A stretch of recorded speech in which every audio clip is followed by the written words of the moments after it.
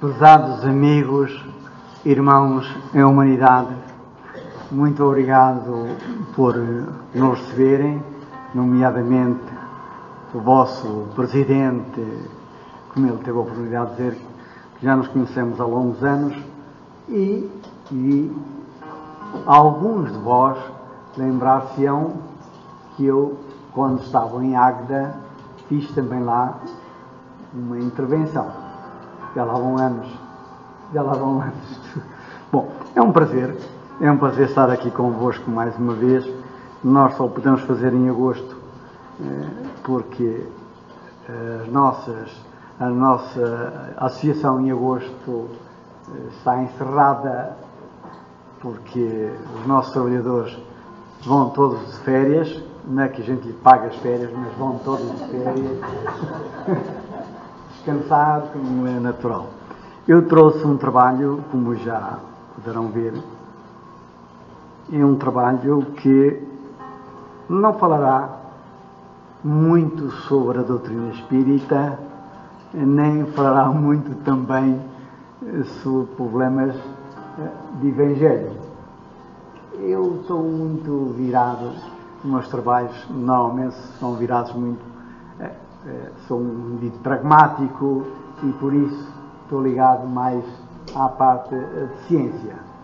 Não é que eu, enfim, se calhar, por força da minha profissão, enfim, eu agora já estou reformado, mas mantenho exatamente isso desde sempre.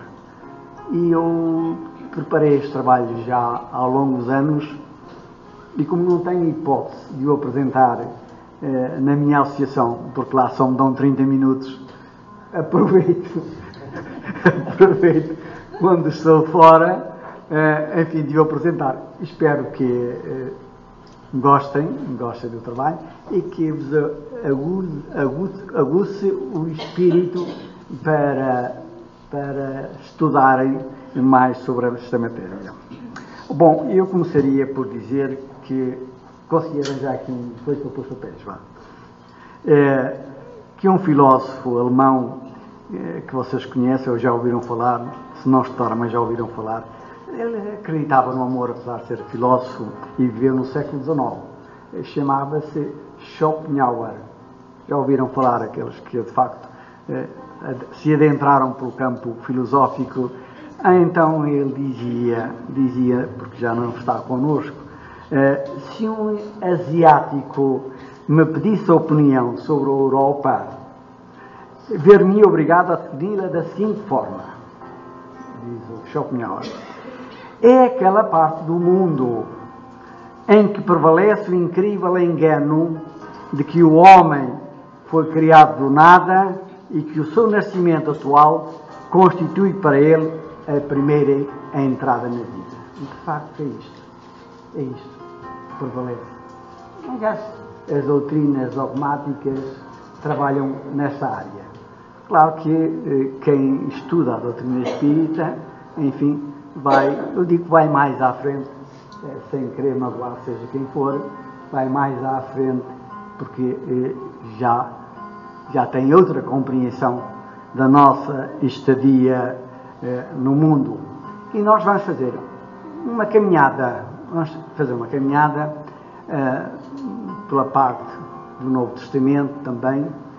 Também vamos entrar também um bocadinho no Livro dos Espíritos e depois vamos abordar este problema da reencarnação sob o ponto de vista ciência, porque nós hoje gostamos de saber as coisas, de conhecer, de palpar, não é palpar, é palpar também, mas palpar mais as coisas, enfim, e sabermos o chão que pisamos. No fundo é isso. Eu trouxe também um aparelho que vai dar alguma resposta sobre esta matéria.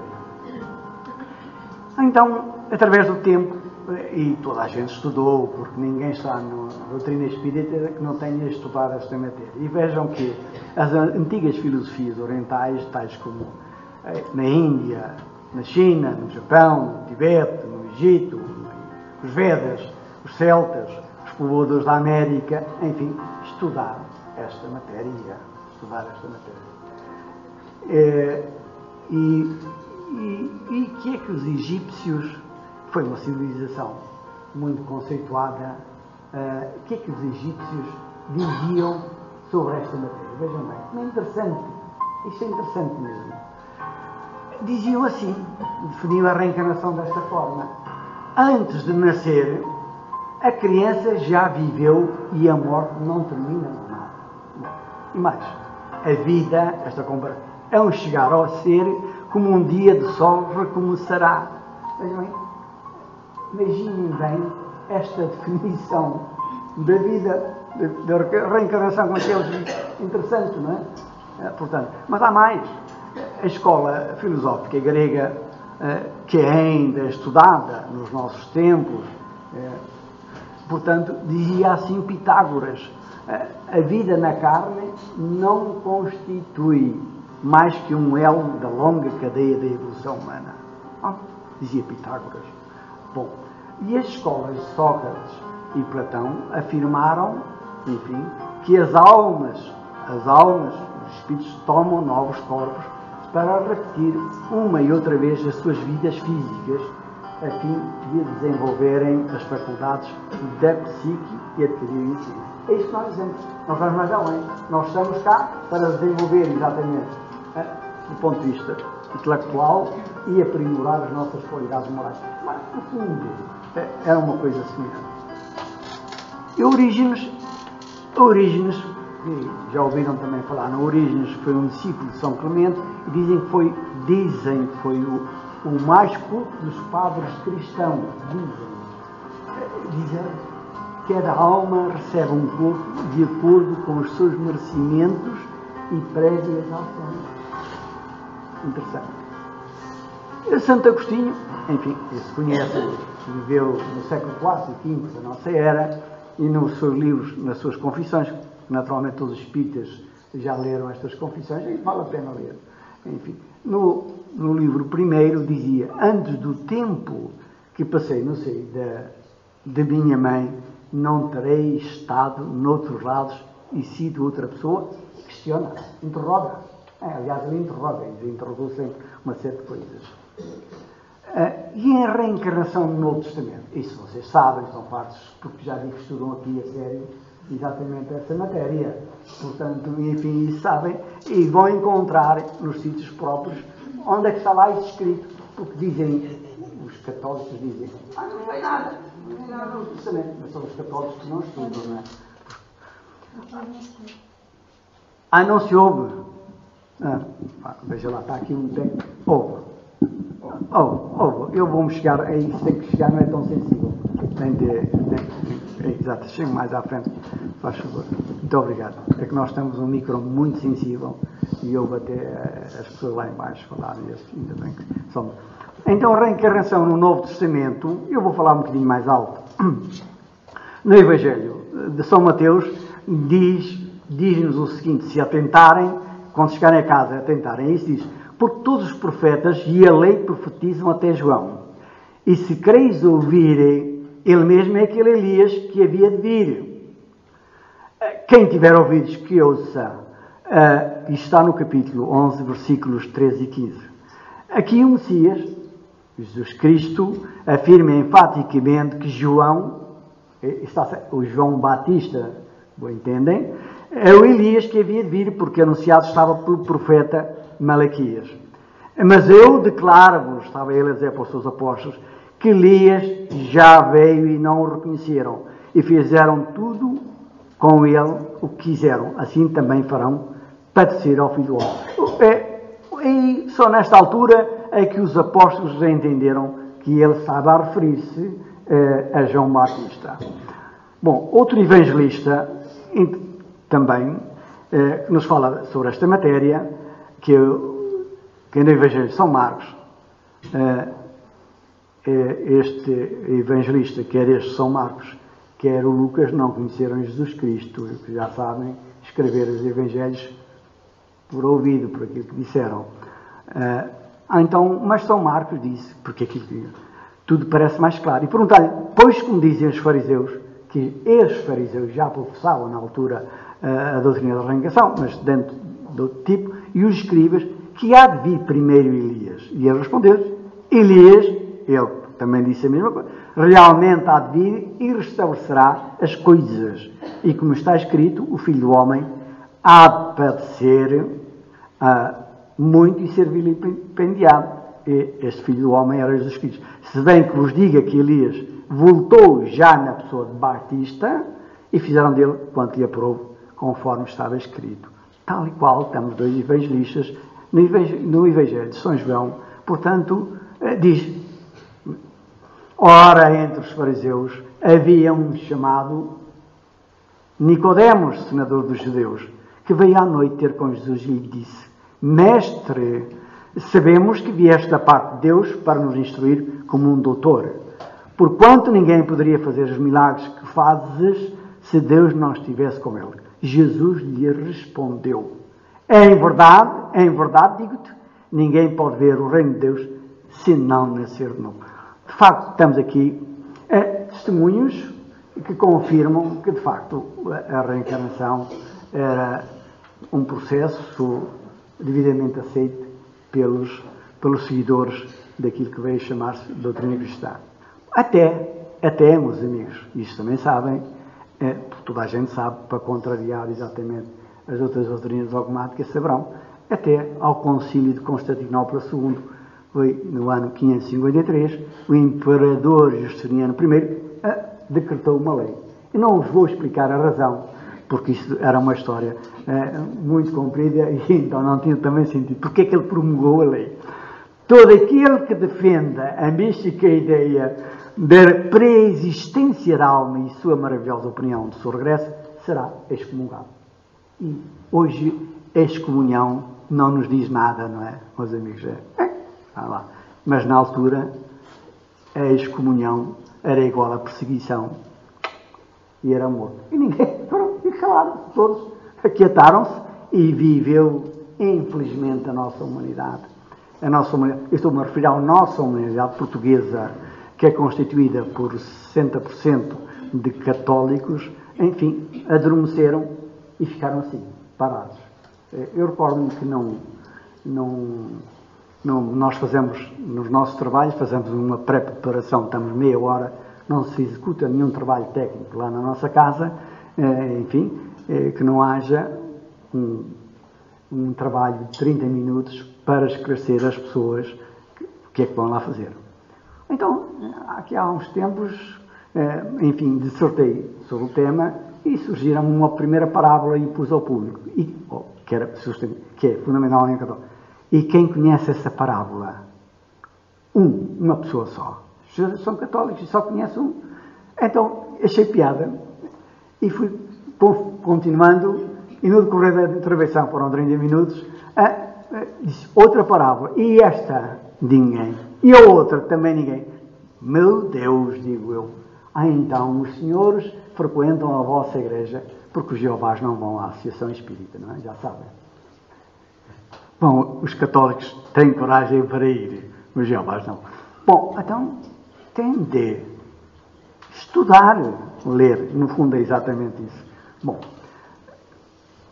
então nós temos os princípios, há princípios em que se baseia a nossa doutrina, que não é religião, que se baseia a nossa doutrina, que é interessante saberem. Bom, e que sabem com certeza. Portanto, a existência de Deus, a imortalidade da alma, a comunicação dos espíritos, e estamos a falar sobre a pluralidade das existências, a pluralidade dos mundos habitados, a lei de causa e efeito, e há ainda alguns estudiosos desta matéria que entendem que o determinismo e livre-arbítrio também faz parte dos princípios básicos, que a evolução do espírito também faz parte dos princípios básicos e que enfim, tudo isso e a evolução do espírito também fará parte.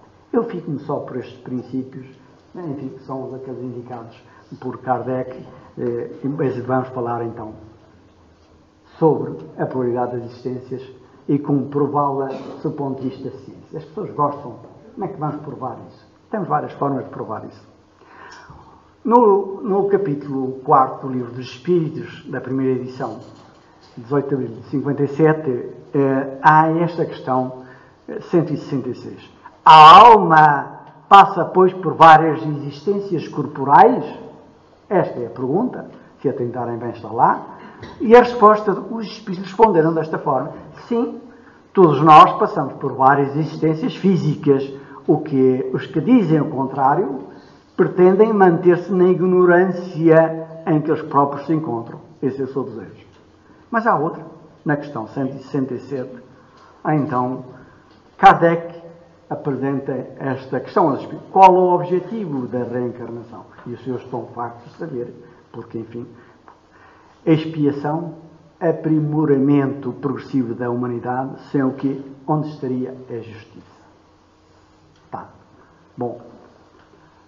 Então, a reencarnação e a ciência, e nós, vou dando um exemplo de cada, senão não saía daqui, vou dando um exemplo de cada, estou a olhar para o relógio, estou a olhar um exemplo de cada caso que vou apresentar, e vou falar pela primeira questão, que tem a ver com as crianças prodígio.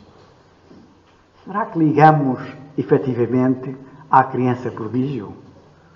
Porque é que, de facto, elas vêm assim, com características diferentes do comum dos mortais? E nós temos aqui alguns exemplos que fizeram parte de congressos. Este, por exemplo, fez parte de um congresso em 1900 em Paris, que é o caso do José Rodrigues Arriola, mais conhecido por Pepito Arriola. Este menino, na época, em 1896, nasceu em Betanzos, é uma localidade perto de Braga, ali na nossa vizinha Corunha. E aos 3 anos, enfim, em 1899, tocou para o numeroso auditório de músicos e críticos. E como é que aconteceu isto? A mãe era pianista e recebia com frequência as músicas novas que lhe enviavam de Madrid, os amigos lhe enviavam de Madrid. O menino tinha 3 anos e nunca tinha feito qualquer aprendizado em termos de piano. E um dia a mãe estava na cozinha, como todas as senhoras, estava na cozinha a cozinhar e ouviu na sua casa, noutra sala onde estava o piano, alguém que atrevidamente teria entrado dentro de casa e estava a tocar a música que ela tinha recebido dias antes.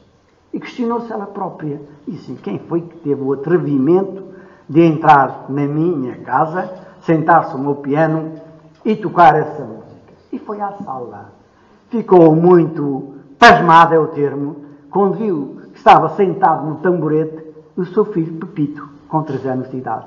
Parou e disse: mamãe, estou a tocar bem. Sem nunca ter. Bom, sem nunca ter, ela ficou muito admiradíssima. Então, aos 3 anos, logo a seguir, tocou, faça isso, para um auditório de músicos e críticos. Em 1900 foi apresentado em concerto em Madrid pelo médico Dr. Carlos Richer, da Academia de Medicina da Sorbonne. Foi apresentado num congresso internacional de psicologia em Paris em 1900. Em 26 de 12 de 1900, 4 anos depois, e nesta altura tinha 7 anos, tocou no Palácio Real de Madrid 6 composições da sua autoria. Bom, isto não são milagres. Porquê? Explicamos isso.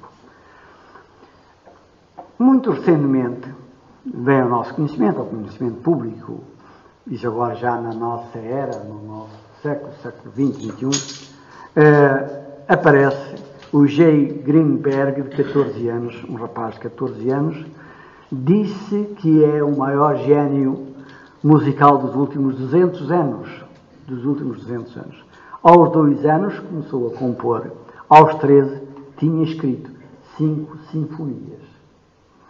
O pai é invisual, a mãe é pintora, e tem um irmão de 10 anos que não é gênio. E dizia ele Não sei de onde vem a música, mas vem completamente escrita, como sendo tocada por uma orquestra na minha cabeça. Ouço tal e qual como ele é. Ouço tal e qual como ele é. Bom, e nem vou dar somente que apareceram nos nossos jornais um gênio com 8 anos, que de facto o menino sempre mostrou capacidade para a ciência, para a música, para a arte, e já realizou diversas palestras universitárias em universidades. A primeira vez que o fez tinha 6 anos. Criança com 7 anos pronuncia conferência sobre medicina. Vem também no jornal. Vinha no jornal, não sei, sobre medicina. Bom, aí a gente pergunta, mas então o que é que isto quer dizer? Porque é que num mundo assim como o nosso aparecem pontualmente criaturas, espíritos, com corpo de criança, naturalmente, com corpo de criança. Para quê? Para nos pôr a pensar. Para nos dizer, essa criança não teve hipótese de estudar agora, estudar durante estes anos, de se formar em médico. Enfim, como é que lhe aparece o conhecimento? Para contrariar a unicidade das existências. Como sabem, portanto, as doutrinas dogmáticas assentam nesse princípio que, à data do nascimento, o Criador, Deus, criou para o corpo dessa criança um espírito que estava honrado. Então, não pode ser. Onde é que ele aprendeu? Onde é que ele aprendeu? Se ele não tinha conhecimentos por trás, nada, parte do princípio. Portanto, isso é para contrariar exatamente este princípio. Enfim, para que as pessoas pensem para além daquilo que é habitual. Bom, nós temos outra forma de provar que de facto nós já existimos antes, vivemos hoje e viveremos até atingirmos a perfeição aqui ou do outro lado. Na regressão de memória, neste processo de regressão de memória, nós temos imensos casos. Aliás, toda a gente hoje faz regressão de memória, quase toda a gente quer fazer regressão de memória, quer saber o que foi numa vida anterior. E são dogmáticos.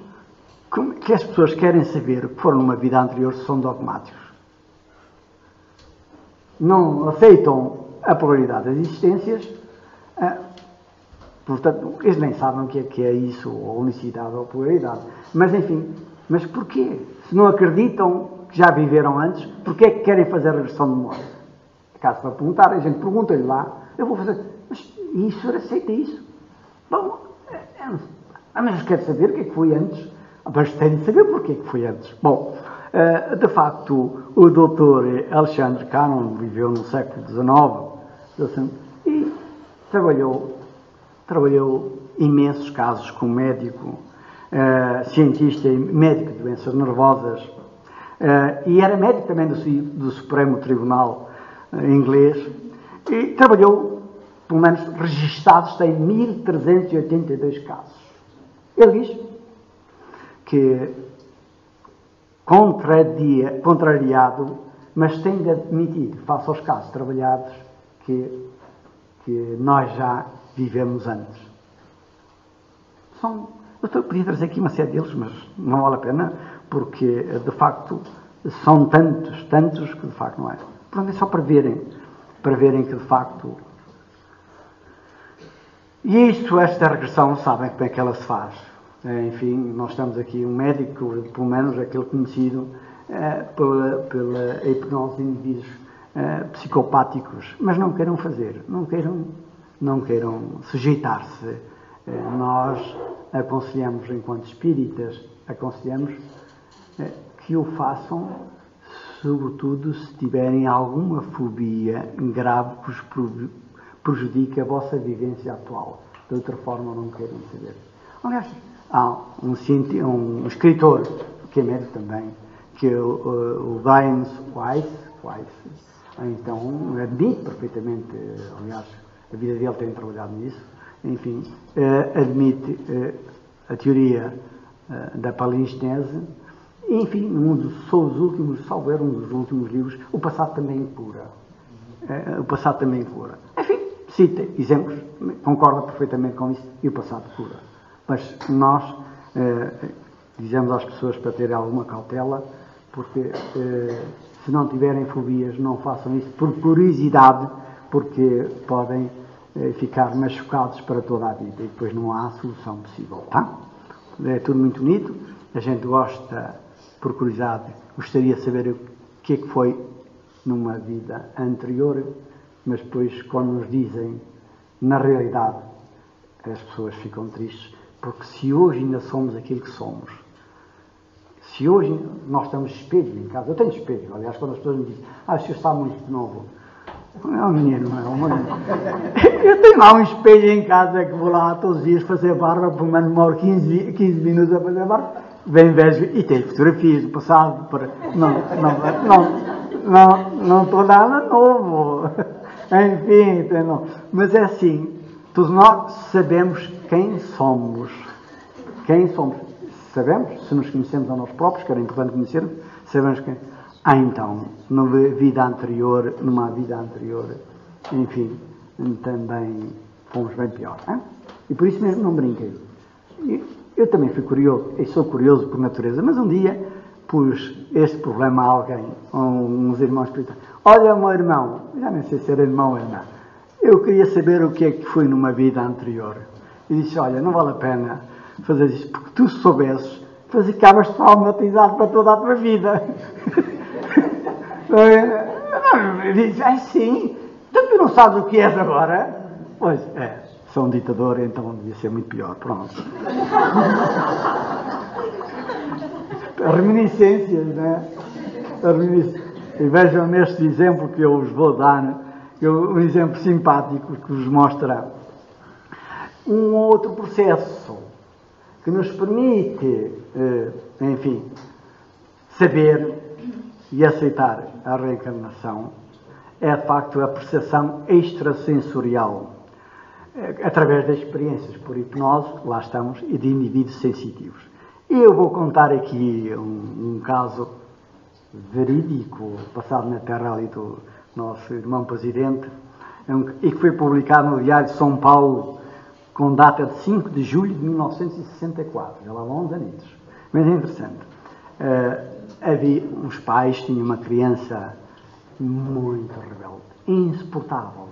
É aqueles miúdos que a gente lhe parece entregá-los a alguém que cuide deles, para que nos atura ou nos pode aturar.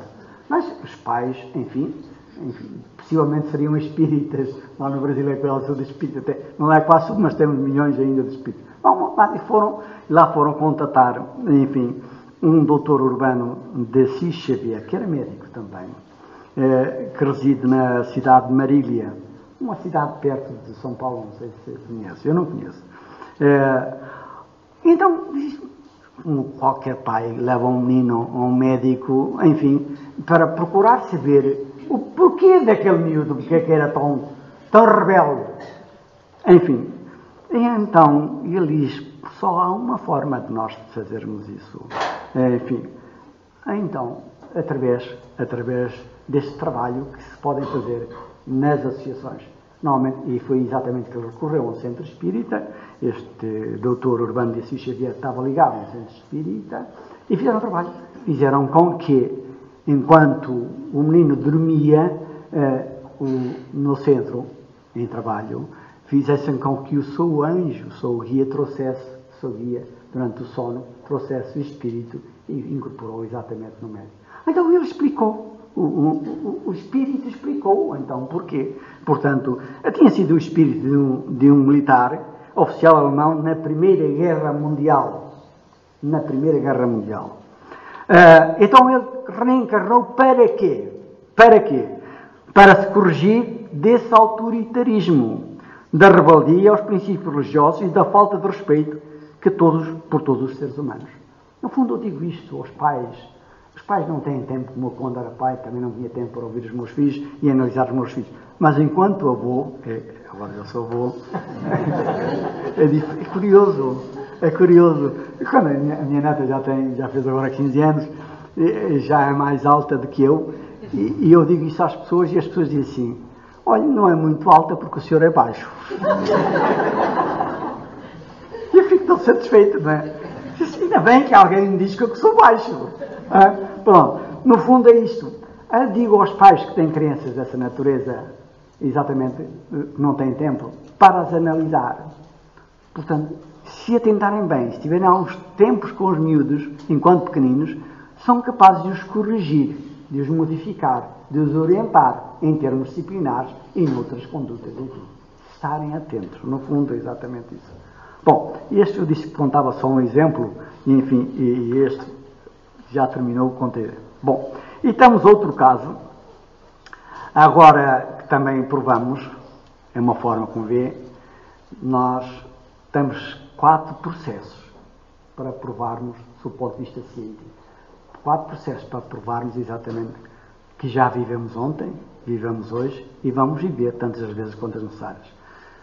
Pela eclosão do subconsciente. Como sabem, a eclosão do subconsciente, é interessante isso, não é? Da memória do subconsciente, pelo reconhecimento consciente de cenas já vividas que cruzam uma relação entre a vida presente e uma outra anterior. E vou contar um caso destes, 2 casos, para finalizar, não me vai dar tempo. Enfim. Bom, e como é que funciona a eclosão da memória do subconsciente? Ou arquivo mental, no fundo, o nosso arquivo mental. Em certos casos, especialmente na infância, durante a infância, enfim, pode tornar-se consciente, aflorando a mente consciente por um tempo mais ou menos curto. E depois acabou. E vou contar um exemplo deste caso, que se calhar também já conhecem, e foi do conhecimento mundial, por saiu numa revista italiana, e foi tratado também por um especialista que era o Ian Stevens, o professor Ian Stevens, que esteve cá em Portugal várias vezes, enfim, e que se dedicou também ao trabalho deste. O que é que acontece? Portanto, diz o Dr. Richard Bayer, que é o Dr. Richard Bayer, é um especialista nesta matéria, portanto, é psiquiatra. Em cada país há sempre um carola. Psiquiatra e presidente era psiquiatra e presidente da Sociedade Turca de Parapsicologia e tinha um arquivo com mais de 500 casos sobre esta matéria.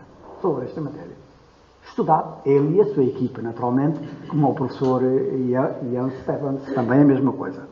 Então, diz ele que quando a nossa morte é traumática, a nossa morte é acidental, traumática, portanto, o choque recebido pelo indivíduo produz um trauma psíquico.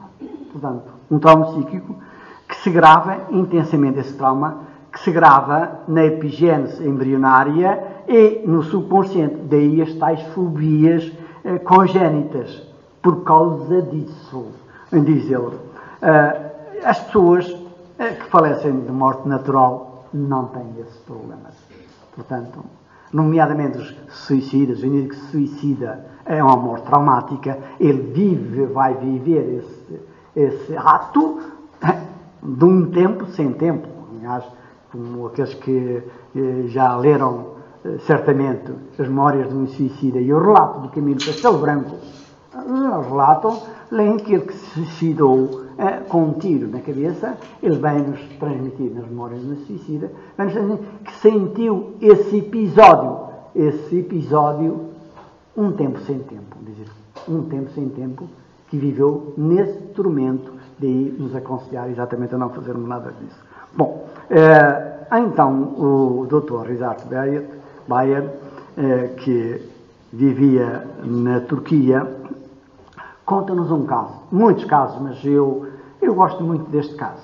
É um caso em que ele, viajando pela Turquia, e era conhecido pela Turquia meridional, onde agora há estes acontecimentos, toda a gente conhece esses acontecimentos, viajando pela Turquia, foi apresentado um menino chamado Amé, enfim, que de 8 anos, um menino de 8 anos.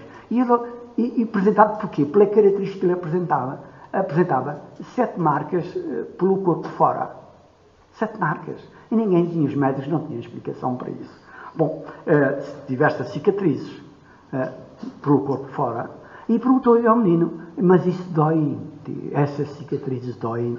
E o menino respondeu-lhe, na altura de mudança de tempo, sinto algum mal-estar.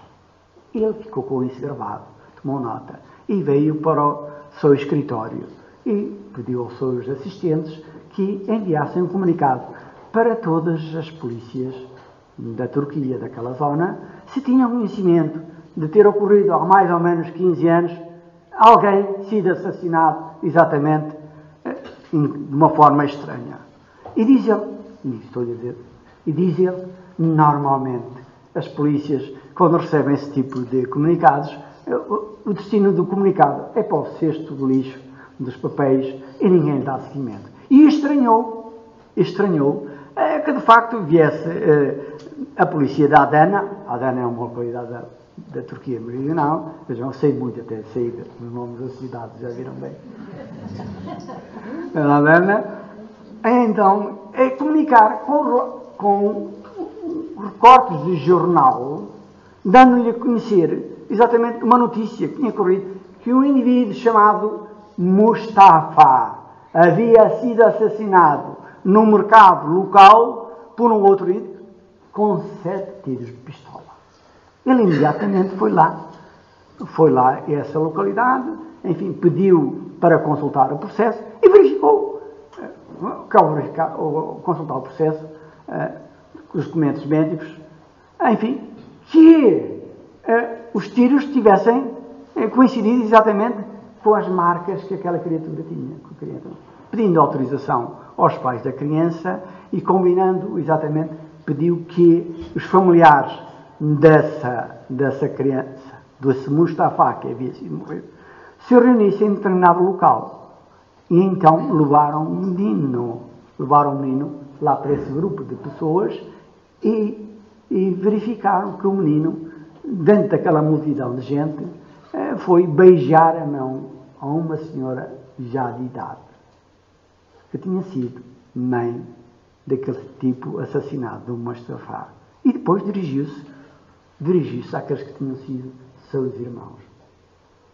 Olha, de facto, um caso impressionante, que há uma relação exatamente entre uma vida anterior e agora, enquanto Mustafa, e agora a nova vida enquanto Ahmed. Enfim, mas demonstrando exatamente as sequelas, porque, como sabem, também sabem isto, eu estou a falar para uma plateia de espíritas estudiosos, sabem que quando as mortes ocidentais, enfim, ficam gravadas no perispírito e o perispírito transmite isso ao novo corpo. Portanto, tenham cuidado exatamente com essas coisas. Bom. Um outro caso interessantíssimo que nos é também contado ocorreu na Alemanha. Na Alemanha, vejam bem, num país tão evoluído, enfim, mais evoluído que nós, mais à frente, mais rico, portanto aqui a evolução em função da riqueza económica, naturalmente. Então, uma criança chamada Helena de Marquardt, de 12 anos, foi atropelada. Isto é um caso fora de série. Foi atropelada. E foi, quando são atropelados e não morrem, foi para um hospital. Também lá vão para os hospitais. Enfim, em vez de irem para os fornos crematórios, isso já passou à história, e agora vão para os hospitais também. Então foi para o hospital e esteve algum tempo a ser assistida por um médico, nomeadamente o Dr. Raueder, que era psicólogo. E estranhou que a miúda esteve em estado de coma e quando acordou, uma coisa inédita, nunca ouvimos falar, quando acordou, ela, que era alemã, falava numa língua estranha, em italiano perfeito. E o psicólogo ficou admirado, disse: como é que é possível um acidente de viação causar transtornos a uma menina alemã e agora acorda falando em italiano perfeito? E dizia ela: eu sou Rosetta Castellani, vivo em 90, que é uma localidade perto de Pádua, e sou mãe de Bruno e Franca. Estou aqui a fazer, tenho de ir porque os meus filhos não vão compreender a minha ausência. Bom, aquilo causou tal forma estranheza ao tal médico, o Dr. Raueder, que chamou o seu colega de doenças nervosas, Dr. Schroeder, e analisaram o processo. E a miúda continuava a falar italiano perfeito, contando exatamente a mesma história, que vivia perto de Pádua, enfim, vivia em 90, em Pádua, que havia nascido em 9 de agosto de 1987, morreu, portanto, ela não morreu, nós sabemos depois, filhos, e tinha os filhos Bruno e Franca, e tinha casado com Gino Castellani. Ela dizia isso tudo. E aquilo, devem compreender, 2 médicos especialistas não conseguiu aceitar exatamente essa explicação. Convidaram um jornalista, o Sr. Gottschalk, e dirigiram-se com a menina, dirigiram-se a esta localidade, a Itália. Sabem onde é que fica Pádua? Não é? Já ouviram falar de António de Pádua, mais ou menos ali, já se calhar lá passaram. E dirigiram-se lá para confirmar as informações que ela dizia. E foi exatamente. Foram lá, foram ao registro civil e verificaram-se que a tal senhora Rosette Castellani, que ela havia dito, nasceu lá, em tal data, em 9 de agosto, mas já havia morrido. Já havia desencarnado em 1917. E que, de facto, tinham 2 filhos, Bruno e Franca, que ainda existiam. E que havia sido casada com aquele homem Gino Castellani, mas que também já tinha morrido. Então só e ela sabia, a menina de 12 anos, sabia onde é que era a sua casa. Então deixaram que a menina fosse lá. Caminharam, encontrou a casa. Quem aparece à casa? Uma das suas, a Franca, a filha Franca. E ela reconheceu a filha. E a filha deve ter ficado admirada, porque uma menina de 12 anos disse que és minha filha. E falaram sobre coisas do conhecimento de ambas. Falaram sobre coisas do conhecimento de ambas. Meus amigos. Aqui não há mistificação. E isso é uma prova evidente, exatamente, de que as coisas são como são. Então, está bem. Bom, e no fundo é exatamente isso. E nós hoje, não sei quantos anos depois, não ligamos importância àquilo que os filósofos gregos nos diziam há 3.000 anos. Não ligamos importância àquilo que Krishna há 5.000 anos nos dizia. Não ligamos importância àquilo que Buda, há 500 anos na nossa era, dizia. Porquê? Por causa daquela lei, daquela mal falada lei do Justiniano I. Nós encolhemos-nos de tal forma que não queremos aceitar. Bom, mas no fundo,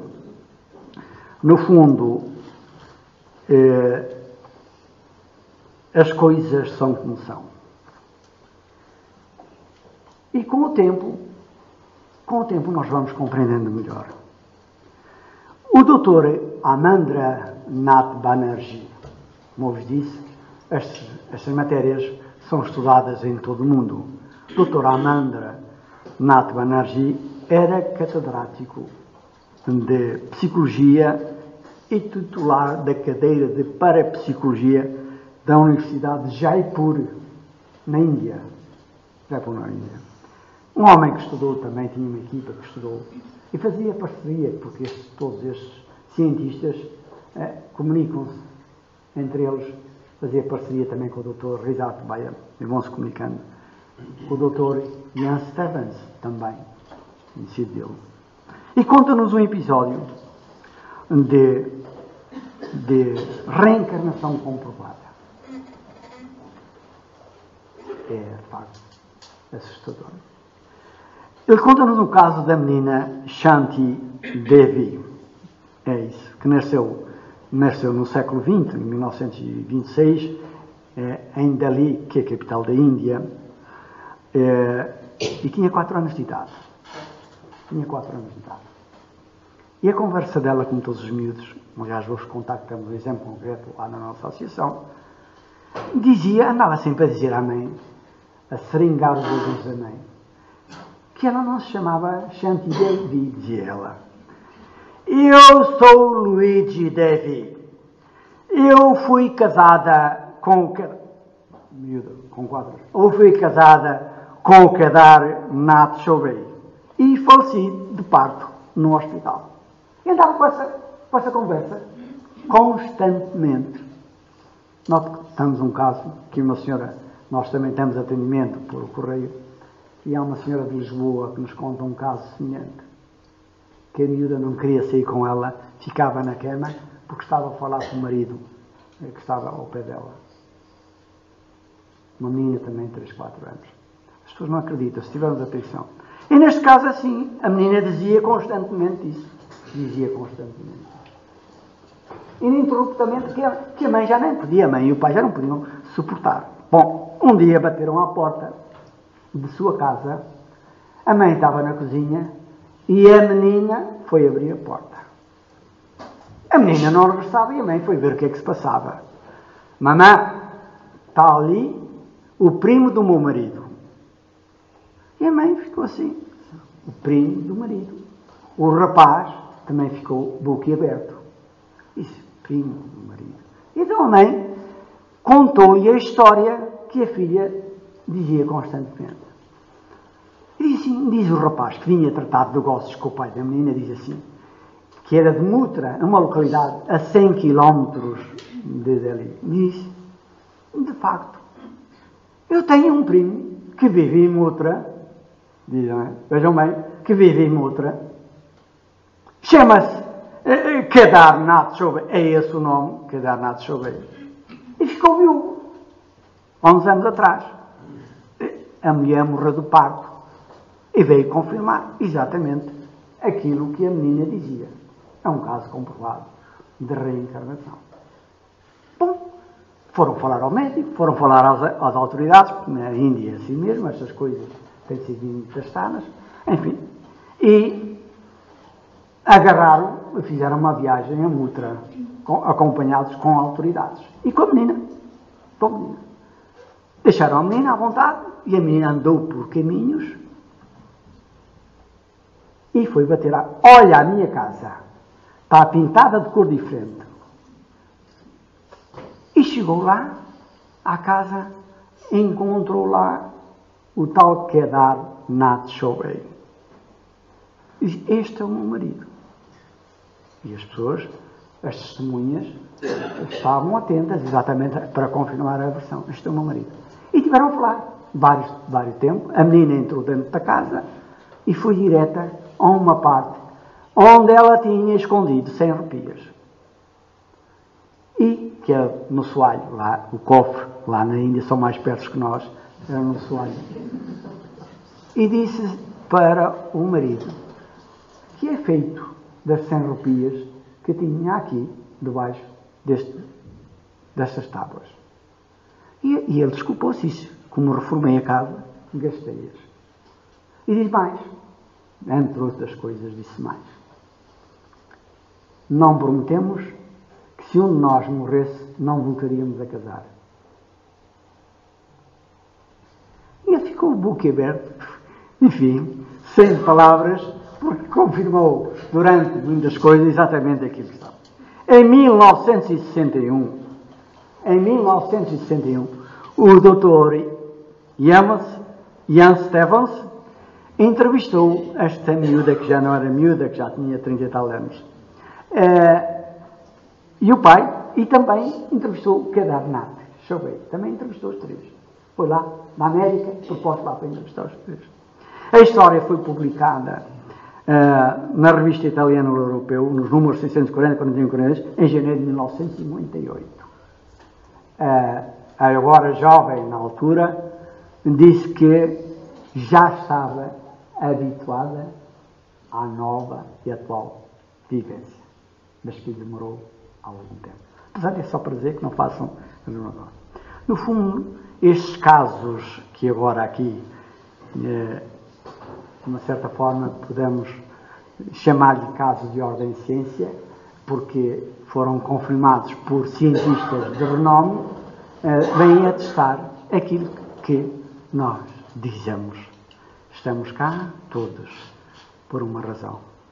Em primeiro lugar, para expiarmos espiarmos exatamente as tais coisas feitas menos bem e que fazem parte de nós. E depois, para trabalharmos na conquista de bens maiores. Lembrem-se de uma coisa.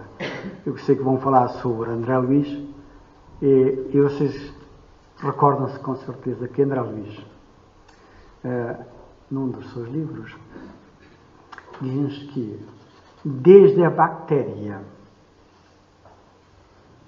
do protoplasma até à primeira existência em como ser humano, o espírito na sua caminhada demorou 15 milhões de séculos. Por isso, só para verem quanto é lento. O quanto é lento a nossa caminhada, a nossa evolução. Portanto, nós hoje somos demasiado exigentes porque estamos habituados à informática, carregamos no botão e aparecem-nos as coisas. Mas, da nossa forma, não. E a doutrina espírita, e agora falando bem, compreendendo isto, tem como objetivo, primeiro, trabalhar no sentido do aprimoramento dos seres humanos, que somos nós. Meus amigos, eu vou-vos dizer agora também, já está fora de uma...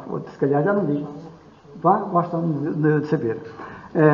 Pronto, então vou dizer-vos isto que também especialistas que trabalharam nesta matéria. O Dr. Reine, catedrático da Universidade de Carolina do Norte, e o Ducasse, filósofo francês. O antigo catedrático de filosofia diz ele, mas o que pretende transmitir agora nos seus livros Nature, Mind and Death, pretende transmitir agora a ideia de harmonia com a teoria da reencarnação. Qualquer personalidade ou individualidade passa de uma vida terrena à outra em sequência necessariamente contínua. O Ian Stephens, catedrático da Faculdade de Medicina da Universidade de Virgínia e diretor do respectivo Departamento de Neurologia e Psiquiatria, diz também mais ou menos isso. Byron Weiss, que já falei, foi autor de várias obras best-sellers que defende também exatamente este problema. Na Alemanha temos o Dr. Roeder, que é psicólogo, e o Dr. Schroeder, especialista em transtornos cerebrais. No Brasil, os mais conhecidos, o Dr. Hernano Guimarães Andrade, do Instituto Brasileiro de Investigação Psicológica de São Paulo, e este Dr. Inácio Ferreira, pessoa conceituada, que trabalhou nesta área também. Há muito mais gente, mas enfim. Em França temos estes importantes cientistas, o Alberto Rochas d'Ailclum, diretor do Instituto Politécnico de Paris, que diz que conseguiu a esterilização do subconsciente pelo processo de regressão de memória, lá está a regressão, aceitando como reencarnação certa apenas os casos comprovados, tá? Este mais rigoroso. O Charles Richer, fisiólogo francês, catedrático que trabalhou exatamente com a primeira história, com o primeiro menino, Pepito de Ariola, realizou investigações sobre a reencarnação, com resultados muito positivos. O Gustave Gallet, médico e fisiólogo francês, diretor também do Instituto de Metapsíquica Internacional de Paris, do inconsciente ao consciente. Na Índia temos o Dr. Professor Amanda Nath Banerjee, portanto, que diz, com uma equipa de 11 professores, investigou mais de 1000 casos de provável reencarnação na Índia, Egito, Síria e outros países, os quais 500 casos são considerados provados por comprovação, tal como neste caso aqui. Na Inglaterra, temos o eminente professor William Crookes. Ele, de facto, vocês não dão muita importância a este professor, mas foi ele que descobriu, do ponto de vista da ciência, a existência do espírito. A materialização do espírito através daquele médium famoso Florence Cook. Vocês sabem disso tudo, já vi que sabem, e foi ele que descobriu tálio e raios catódicos. O Dr. Alexandre Canon foi aquele que eu referi já, dos 1382 casos, contrariado, foi obrigado a aceitar. Na Rússia também temos alguns, Reikau informa que nas suas experiências não existe qualquer misticismo, nem o chamado espiritismo. Isso é importante, nem o chamado espiritismo, submetendo indivíduos à hipnose e pelo processo de regressão de memória, obter dados que, uma vez comprovados, resultam verdadeiras provas da reencarnação. Na opinião deste cientista, a hipnose não é, como muitos creem, um sono, mas vigília em estado superior. E pode ser esta que colide com a teoria dos nossos cientistas atuais. Na Suécia temos o Björklund. Este médico realizou várias experiências com homens e mulheres de diferentes idades e condição social e cultural por meio de transe hipnótico, conseguindo resultados que darão transe hipnótico, que é através dos médios, não é? Como na Suíça também temos, olha, um especialista, que é o Carlos Gustav Jung, que também era psicanalista e psiquiatra suíço, foi discípulo de Freud. Freud não aceitou nada disso, mas fez investigação sobre a teoria do Renascimento, chegando à conclusão de que as vidas múltiplas são parte da evolução do psiquismo humano. E na Turquia temos então o Dr. Rizard Berg, já falamos, tem um arquivo de mais de 50 casos comprovados de reencarnação. Meus amigos, estou a chegar ao fim, dando-vos a conhecer onde é que fui buscar tudo isto aqui. Havia muito mais, mas não trouxe. Bom, este livro interessante, que agora já não é editado, portanto cá, porque a editava era uma instituição e ia dizer que não tem dinheiro. Os 3 pontos básicos sobre a reencarnação de Sebastião de Arauco, que tive o prazer de conhecer em vida, e tem, enfim, que é ali na nossa vizinha, na nossa cidade de Vigo, com quem tivemos algumas, o Livro dos Espíritos, que é conhecido, e o Evangelho segundo o Espiritismo. Meus amigos, irmãos da humanidade, desejo, isso foi somente uma pequena amostra, não sei se vos vou interessar, mas a ideia era lançar o bichinho exatamente para o estudo. O Evangelho é muito bom, mas é preciso sabermos também estes casos, como é que as coisas acontecem e porquê, para podermos, se tivermos algum dia de sermos confrontados com aquelas outras criaturas que não acreditam em nada, nós podermos saber responder objetivamente. Não é teoria, é de facto, há dados. Tive muito gosto, fiquei muito feliz, estava uma plateia muito atenta, muito bonita, uma plateia muito bonita. Não é por vir cá, que foram ao cabeleireiro, não. Deve ser as boas vibrações. São as boas vibrações. Mas a nossa irmã é que está a ver o que se passa aqui. A nossa irmã Alice é que está a ver. Ela é que tem essa faculdade de evidência, enfim, geral, que se saberá, naturalmente. Criaturas bonitas têm assistentes bonitos. Ela depois vai dizer que tem assistentes bonitos. Anjos e querubins já. Foi um gosto e até sempre. Tem os querubins, penso já para vir para cá.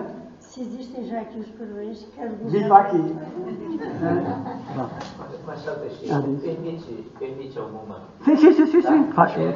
Aproveitando a sua presença, esse trabalho foi você que elaborou. Sim. Você que o elaborou. Sim. Quanto tempo, mais ou menos, para reunir essas informações? Isso é muito tempo. E a composição não é minha. Portanto, a composição tal como está, é de uma jovem que nós tínhamos lá. Eu não tenho capacidade para fazer esta composição. Era uma jovem que estava lá, depois de ter tirado o seu curso, estive lá na associação, enquanto não arranjou um emprego há algum tempo. Eu disse, olha Isabel, ela também fez parte dos nossos jovens. Tu és capaz de ter tudo prontinho, tu és capaz de compor este trabalho. Então, olha, mantém-se intacto, não vou alteração absolutamente nenhuma. Bom, isto demora. Tudo sabes que demora tempo. Tudo demora tempo. O aprendizado demora tempo. Vou depois chegar até aqui e tenho mais de 15 milhões de séculos.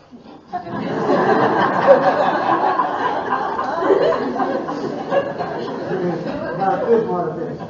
Não é abrir a cabeça, tudo demora tempo. Aproveitando também, já que você colocou essa questão da reencarnação, que para nós no meio espírita é algo extremamente natural falarmos disso, conversarmos sobre isso. Por que o senhor foi fazer um trabalho, uma pesquisa dessa natureza? Porque eu tinha necessidade de fazer trabalho. Aliás, como disse, eu sou um indivíduo racional.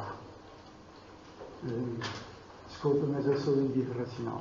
Se calhar sou como Tomé. Não é? Ouviram a história de Tomé? ver para crer. Eu tenho de saber. As coisas têm de ser com... Aliás, de Santo Agostinho dizia nas suas... Eu vou citar novamente Santo Agostinho. Eu gosto de Santo Agostinho. Já li as suas confissões algumas vezes. Que é um livro grandito. E eu gosto de... Bom, eu dizia Santo Agostinho, no século IV. Vejam como é que as coisas mudaram. Vejam como é que as coisas... Em termos comparativos, é necessário nós termos essa comparação. Dizia ele, no século IV e V, dizia ele o seguinte: é preciso ter fé para acreditar. Dizia ele. Hoje jamais isso, é o contrário. É preciso saber para podermos ter fé. Temos de estudar para termos fé. Senão, meus amigos, não adianta. Todos aqueles que põem a razão em funcionamento ficam nos grupos espíritas. Os outros não são as fé da fé. A fé é aquela fé que nós conhecemos. É a fé de que as coisas nos aparecem por obra e graça do Espírito. Isso não existe. Então estamos a fazer ao contrário. Estamos a dizer às pessoas que têm de estudar, têm de descobrir, para poderem compreender e depois ter a tal fé. Ao contrário. Estão a ver como é que mudamos? As mentalidades mudam em muito. Ele não estava errado no passado. E ele era um erudito, era um homem que até chegou a ser bispo.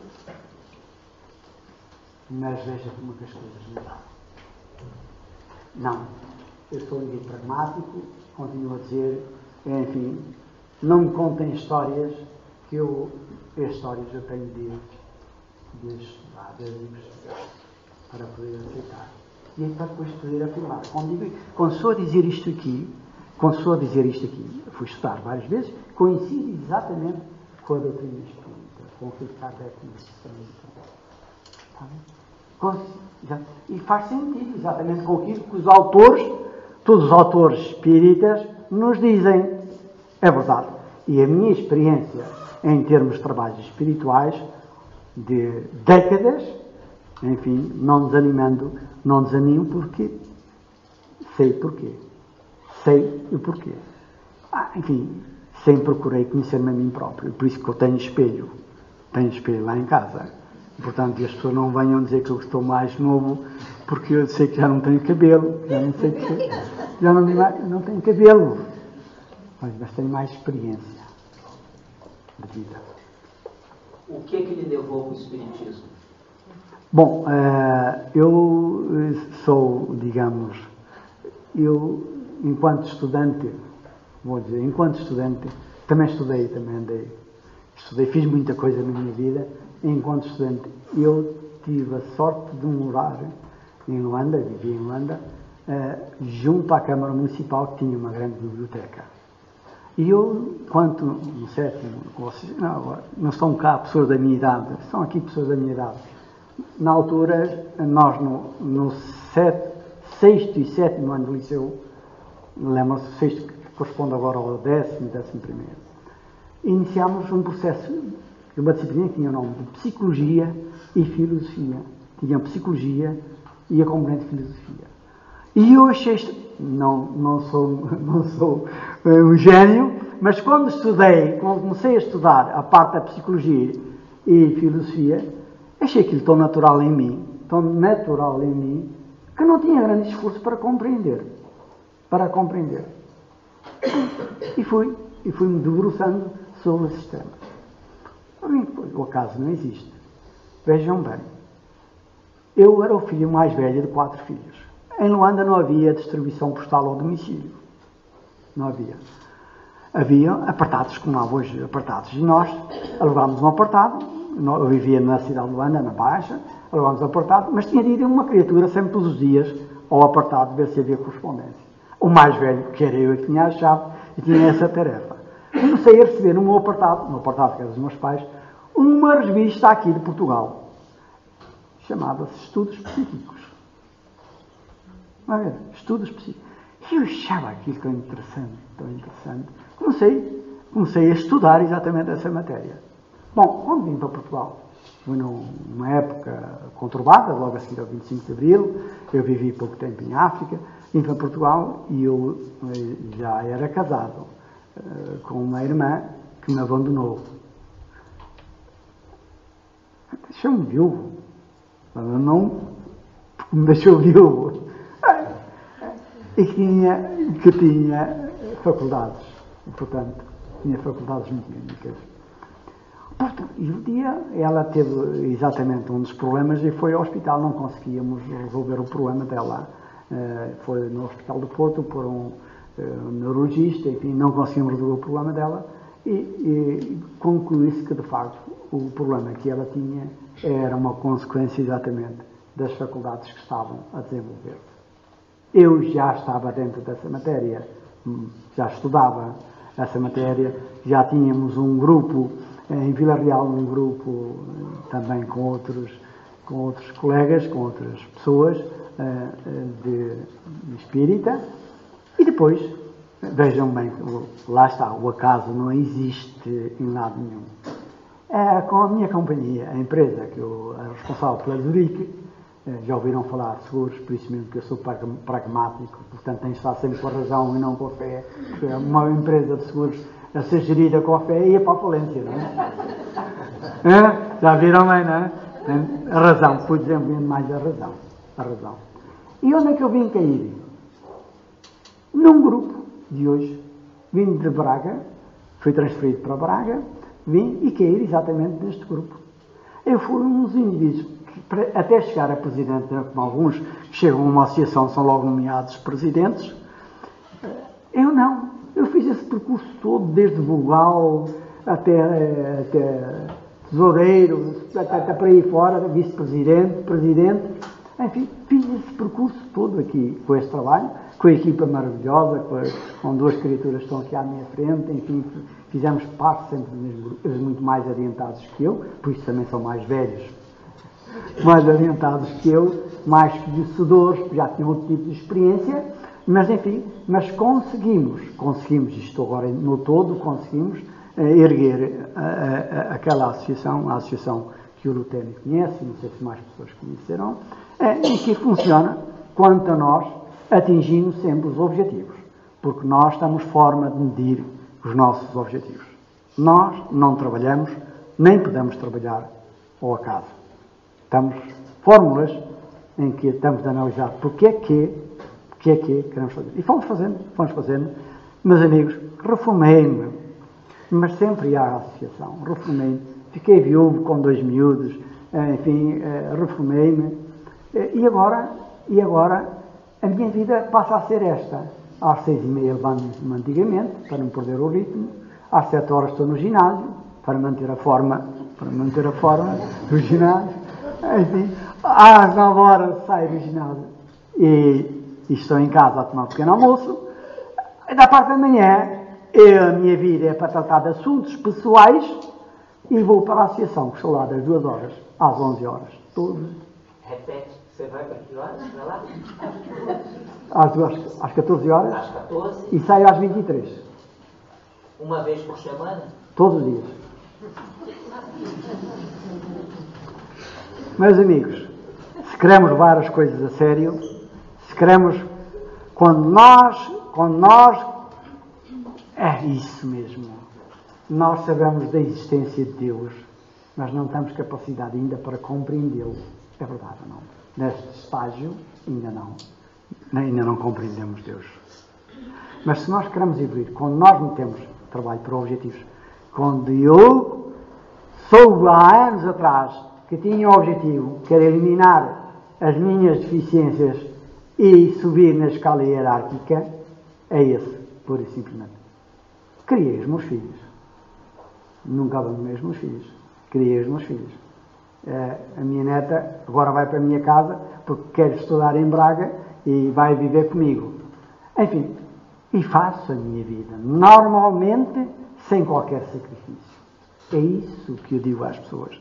Não sou super-herói, não sou. Sou um ser humano como vós. E de facto, só tenho uma vantagem, meus amigos. Se calhar, e essa será a mesma vantagem, é que os médicos e as farmácias não ganham dinheiro comigo. Não me lembro de estar doente. Porque a minha ocupação é de tal forma que não tenho tempo para já a até ao momento. Para ter doenças. Para ter doenças.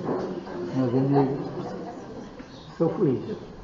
Sou feliz porque faço aquilo que gosto. Faço aquilo que gosto. Ser útil ao meu semelhante. Eu existo para servir o meu semelhante. Não sei se é próximo, mas pelo menos é o semelhante. Não sei se é o próximo, porque a parábola dizia quem é o meu próximo. No fundo é isso, meus amigos. E toda a gente pode fazer isso. E as pessoas dizem, não tem tempo. Tem. E então como é que janta? Não janto. Eu tenho de manter... Aliás, o Lutano sabe, não janto. Ele diz assim, não queres um lanchezinho? Não. Para quê? Eu já tenho comida suficiente. Então faço um lanchezinho que temos lá. Como vocês têm, uma mini cozinha. E como um assento e bebo um chá. Não preciso mais nada. Se tiver fome, depois quando chego a casa às 11 horas, como mais qualquer coisa, uma fruta. E se tem fome, e vou para o ginásio até às 9 horas sem comer. Nunca senti fome. Portanto, vejam bem, também tenho de eliminar esse vício, que é da comida.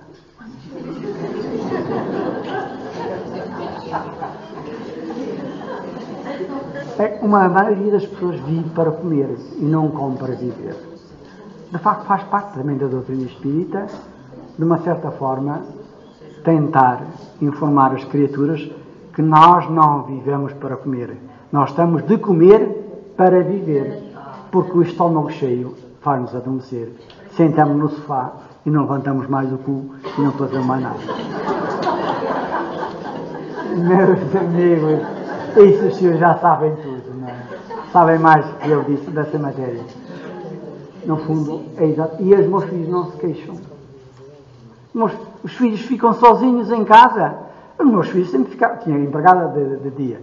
Mas os meus filhos, a partir da altura que fiquei viúvo, eles sempre ficaram sozinhos em casa. À noite, sempre ficaram sozinhos. Fizeram a vida deles, são responsáveis e do que é isso. Meus amigos, não abrem a porta a ninguém. Se tiver algum problema, telefonam. Enfim, não há problema nenhum. Nunca se queixaram. Só almoçava com eles ao domingo. Ao domingo é que almoçava com eles. Porque eu, felizmente, saí como profissional. Para a minha empresa, sempre dava 12 horas por dia de trabalho. Nunca ganhei horas extraordinárias. Eu estou feliz.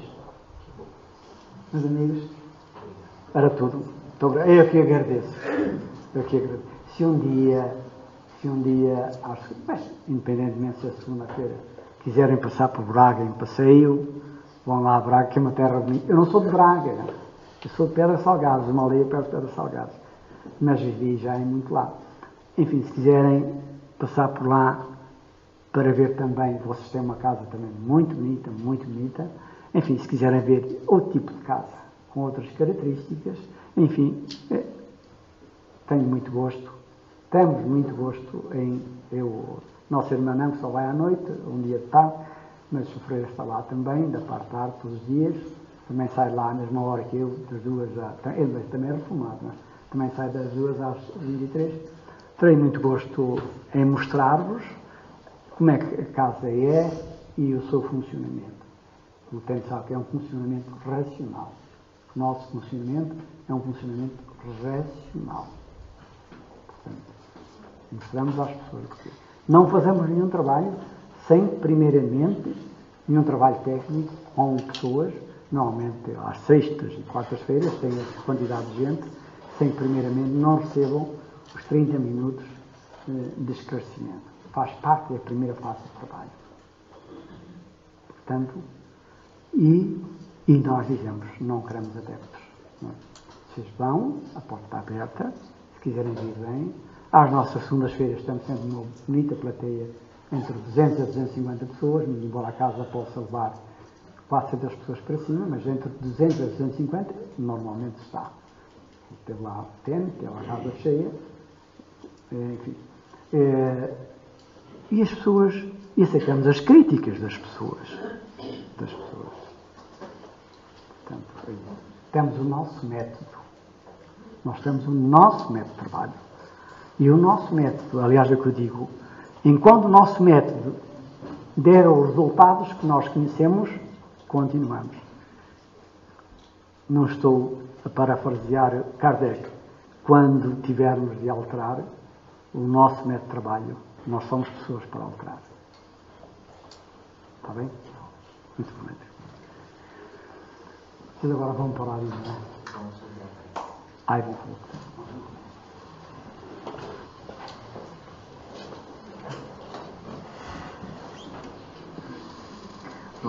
Vamos fazer a nossa prece.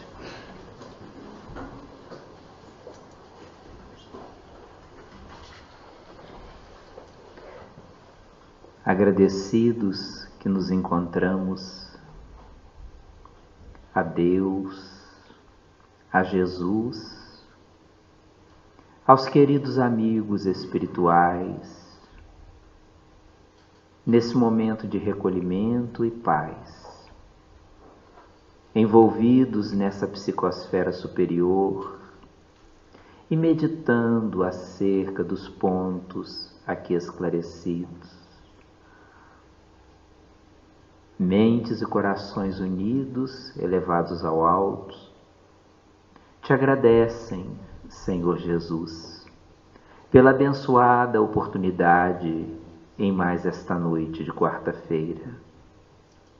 Agradecemos o dia que se foi, as horas absorvidas no trabalho de César e aquelas dedicadas ao trabalho espiritual.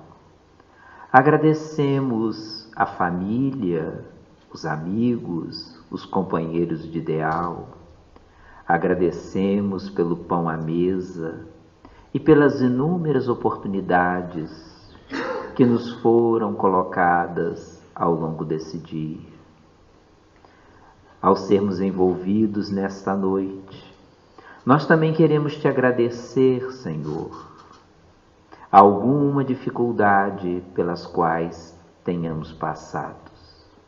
No âmbito da saúde orgânica, do pão, do trabalho, da convivência familiar ou social, seja ela qual for, nós ainda assim te agradecemos, rogando o amparo do alto, a fim de podermos compreender que mesmo nas dificuldades vividas, nós podemos amadurecer e tirarmos lições belíssimas para o nosso dia a dia. Hoje, recordamo-nos acerca da reencarnação. Hoje aqui estamos, ontem também por aqui passamos e amanhã aqui retornaremos. O mesmo ser, a mesma individualidade, tomando corpos novos para oportunidades de reparação, de crescimento, de paz. Inspira-nos, Senhor, a fim de que o nosso pretérito, de que o nosso passado, de reencarnações anteriores, possam não nos atormentar, não nos prejudicar tanto quanto aquilo que esperamos, que possamos, reunindo essas experiências de outras passagens, consolidarmos a vivência a cada dia, centrado na ideia de que hoje é o nosso melhor dia, agora nossa melhor oportunidade, amanhã o nosso feliz que começa a ser construído nesse instante. Agradecemos-te, Senhor Jesus, a presença desses irmãos queridos que vieram de Braga novamente se confraternizar conosco e lembramos naqueles 18 anos atrás, quando dali vieram e nos trouxeram o teto que precisávamos, não apenas o material, mas o teto espiritual de solidariedade, de companheirismo, de esperança, de amizade, de alegria. A nossa gratidão. Que possamos, alimentados nesse ideal, sempre envolvê-los em nossas preces de gratidão, de reconhecimento e de satisfação de podermos palmilhar nessa estrada, nessa jornada, alguns aqui em Águeda, outros em Braga, outros acolá, seja onde for, que nós possamos ser teus servidores, instrumentos da tua paz, conforme Francisco de Assis assim nos convidava. Ao retornarmos para os nossos lares, cientes de que estamos numa nova oportunidade, que possamos partilhar com aqueles que nos aguardam as vibrações de doçura e paz recolhida na presença dos amigos espirituais, teus mensageiros, que aqui nos envolvem nessa noite e sempre. Que assim seja, Senhor. Fica conosco hoje e sempre.